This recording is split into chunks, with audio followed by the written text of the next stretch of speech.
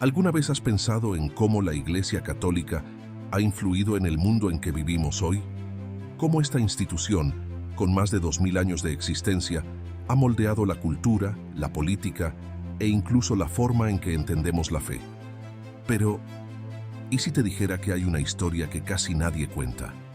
Un viaje lleno de luces y sombras, de momentos gloriosos y errores significativos. ¿Qué podemos aprender de esta historia?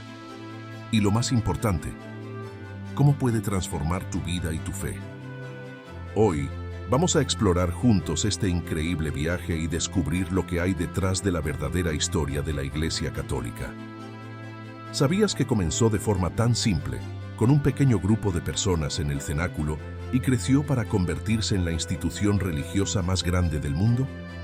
Pero el camino hasta aquí no fue fácil. Fueron siglos de desafíos, persecuciones, reformas y renacimientos. Entonces te pregunto, ¿qué sabemos realmente sobre esta historia? ¿Estás listo para embarcarte conmigo en este viaje de descubrimiento?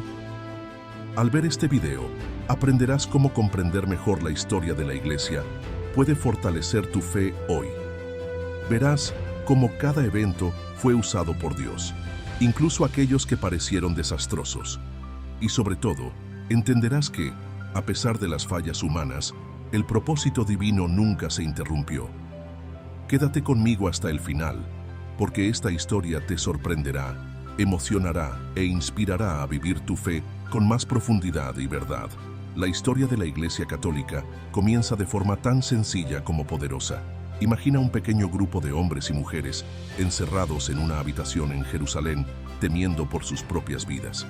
Este lugar era el cenáculo, donde Jesús había celebrado la última cena con los discípulos.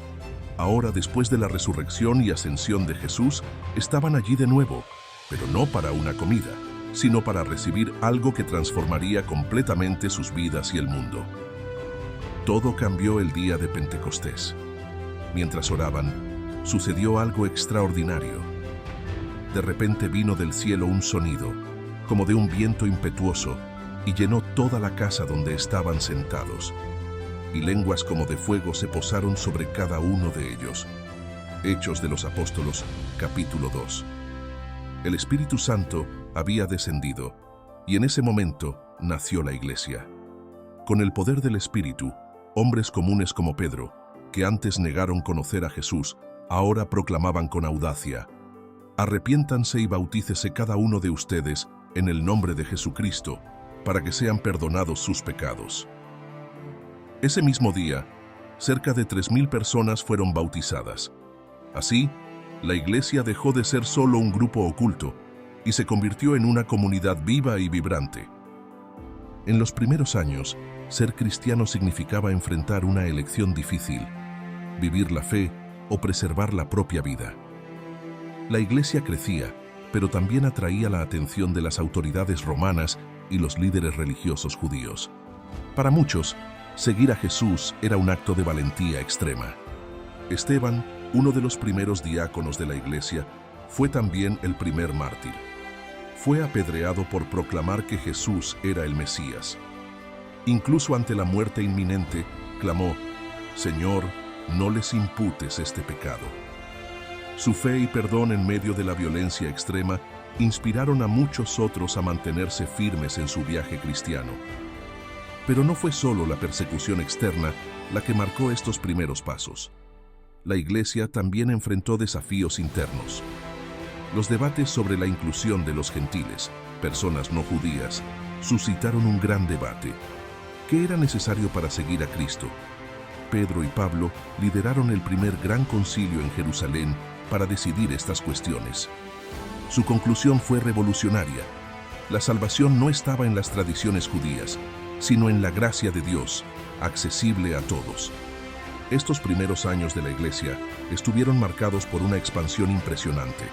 Pablo, antes conocido como Saulo y perseguidor de los cristianos, se convirtió en el mayor misionero de la fe. Viajó por varias regiones, enfrentando naufragios, prisiones y rechazos, pero plantando iglesias en cada ciudad por la que pasaba. Al mismo tiempo, otras figuras como Santiago, Juan y Bernabé trabajaron para fortalecer la Iglesia en diferentes lugares. Incluso con tantos desafíos, la Iglesia continuó creciendo, sostenida por la fe inquebrantable de sus líderes y la presencia viva del Espíritu Santo. Estos primeros pasos nos enseñan una verdad fundamental. La Iglesia no es perfecta porque está compuesta por personas imperfectas, pero su misión proviene de un Dios perfecto.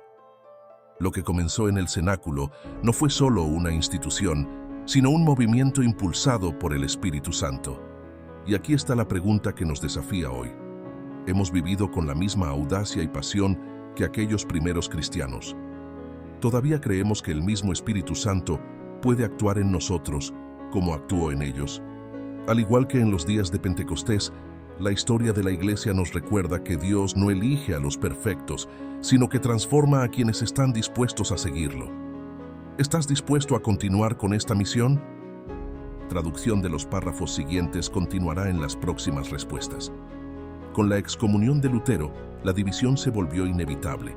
Sus seguidores, conocidos como protestantes, comenzaron a formar comunidades separadas que rechazaban la autoridad de Roma. La Reforma protestante dio origen a varias denominaciones, como los luteranos, calvinistas y anabautistas, cada una con énfasis teológicos distintos. Al mismo tiempo, la Reforma se extendió por países como Suiza, Francia e Inglaterra, llevando no solo cambios religiosos, sino también profundas transformaciones políticas y sociales. Reyes y príncipes comenzaron a usar el movimiento como una oportunidad para debilitar el poder de la Iglesia y consolidar sus propios territorios. Esta ruptura generó siglos de conflictos religiosos en Europa, incluyendo guerras devastadoras como la Guerra de los 30 años.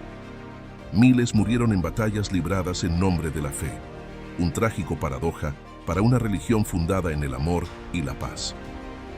Ante las críticas de la Reforma, la Iglesia Católica no permaneció inactiva. El Concilio de Trento, 1545-1563, fue convocado para responder a las cuestiones planteadas por los reformadores y reafirmar las doctrinas centrales del catolicismo. El concilio condenó la venta de indulgencias, reformó las prácticas clericales y reafirmó la importancia de las obras junto con la fe para la salvación. Además, reforzó la autoridad del Papa y la tradición como fuentes de enseñanza junto con las Escrituras.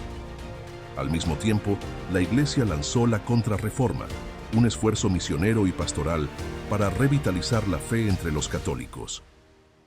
Órdenes religiosas como los jesuitas surgieron con el objetivo de predicar, educar y proteger la doctrina católica en un mundo en transformación.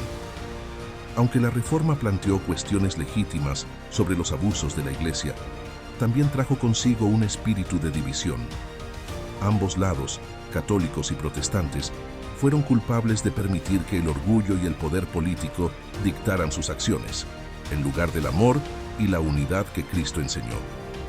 Esta parte de la historia nos recuerda que, incluso buscando la verdad, los seres humanos son propensos al error. En lugar de una oportunidad para la renovación y la reconciliación, la Reforma se convirtió en una herida profunda en la Iglesia de Cristo que aún buscamos sanar.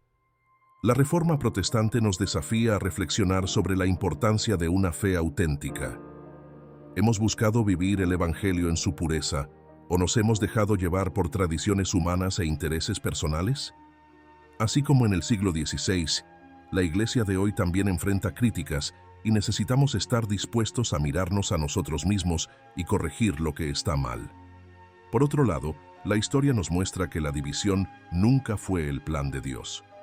Jesús oró por la unidad en Juan, capítulo 17, para que todos sean uno como tú, Padre, lo eres en mí, y yo en ti. Aunque las diferencias entre católicos y protestantes sean significativas, aún compartimos la fe en Cristo como nuestro Salvador. La Reforma protestante fue un momento de despertar espiritual, pero también de ruptura. Nos enseña que, mientras buscamos la verdad, siempre debemos hacerlo con humildad y amor. La verdadera Iglesia de Cristo no está definida por denominaciones o estructuras humanas, sino por aquellos que viven como discípulos auténticos, buscando la unidad en el Espíritu. La pregunta que nos queda es, ¿cómo podemos, en nuestra generación, restaurar la unidad que se perdió sin comprometer la verdad? quizás la respuesta esté en volver a lo esencial: amar a Dios sobre todas las cosas y al prójimo como a nosotros mismos. Después de todo, eso es lo que nos convierte verdaderamente en parte del cuerpo de Cristo. Vivir la fe auténtica. No basta ser cristiano de nombre, es necesario vivir el Evangelio en nuestras palabras, acciones y elecciones diarias. Buscar la unidad. En un mundo tan dividido, somos llamados a promover el diálogo y la reconciliación, recordando que la verdadera fuerza de la Iglesia está en la unión en Cristo. Servir al próximo. El amor se hace real cuando nos dedicamos a los pobres, marginados y necesitados, así como Jesús lo hizo. Evangelizar con valor. Así como los apóstoles predicaron con valentía, somos llamados a llevar el mensaje de Cristo al mundo, usando los medios disponibles para alcanzar a aquellos que están lejos de Dios. La promesa de Jesús permanece viva. Yo estaré con ustedes todos los días, hasta el fin de los tiempos. Mateo, capítulo 28. Esta es la seguridad que tenemos mientras avanzamos. La historia de la Iglesia aún se está escribiendo, y tú formas parte de ella. Cada acción, cada decisión y cada testimonio de fe contribuyen a moldear el futuro del cuerpo de Cristo en la tierra. El camino de la Iglesia Católica es una prueba de que Dios nunca abandona a su pueblo. Incluso en medio de las crisis, Él está presente, guiando, corrigiendo y renovando. Y ahora Él te llama a participar en esta misión. ¿Qué harás con esta llamada?